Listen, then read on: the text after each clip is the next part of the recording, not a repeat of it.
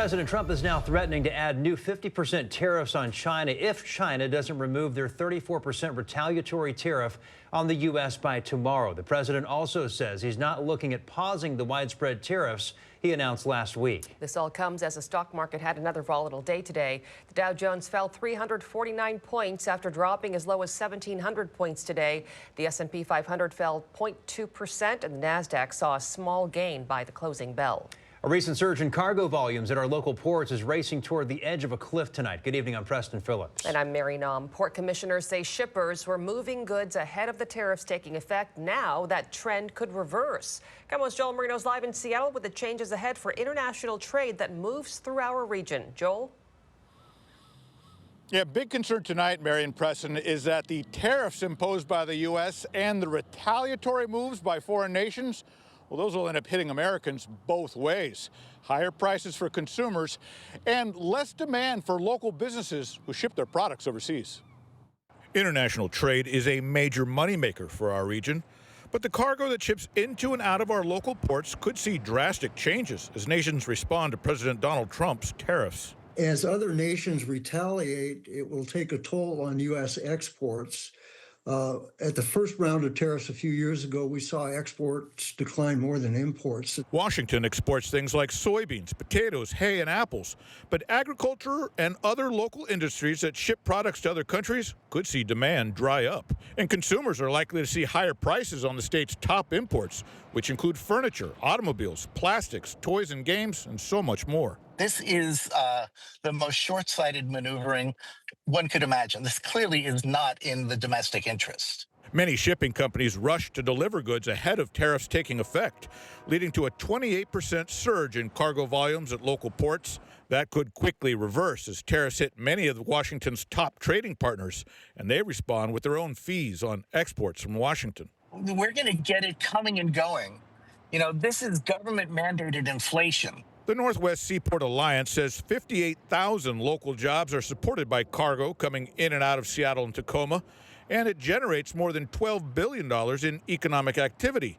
Tariffs could put all that in jeopardy. So it's completely going to have a very devastating impact on families and family wage jobs. Washington's Apple industry has already seen the impacts of tariffs when President Trump imposed them during his first term in office. Now, India is a major export market for the fruit, but when they imposed their own retaliatory tariffs as a response, well, that market dried up, and Apple growers have been struggling to regain market share ever since. Reporting live, Joel Marino, KOMO News. All right, thanks, Joel. There are some differing views on the situation in the North Sound. Skagit County had the highest level of support for President Trump of any county in the last election, from the Canadian border to Olympia. KOMO senior reporter Chris Daniels is in Mount Vernon tonight. This is a county where the action isn't on Wall Street, but across the Skagit.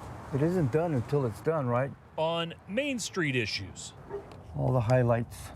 Tulip time is getting more attention than tariff talk. I really want to pay attention to the detail. Yet Luciana Lara admits costs are already up. But the primary colors that I do use used to cost $6.99. Fast forward 5 years, and they're $20 a piece.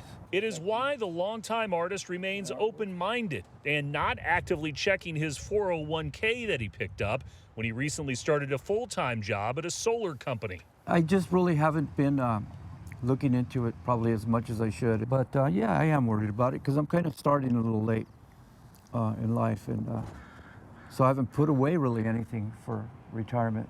Now that I am, yeah, I want it to count.